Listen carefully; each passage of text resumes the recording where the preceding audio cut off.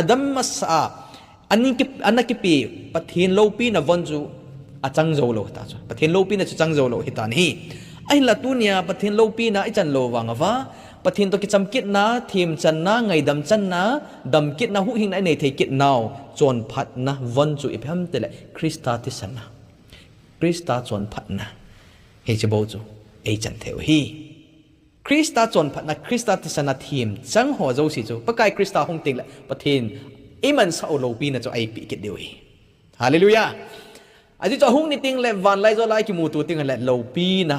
ton so na hin theina ding van vo wa cho ai ki khel ding he tin pole na van vo ai ki khel tung la to hi kit lo na immortality cho ai pi ding he ti ki nin he che loupina cho ai pi ding hi chi ding chu tu nia Krista hung masat na gel do na season hi to kilan ai ahung kit na ding hi igel do na thei diwa iman no ngai ni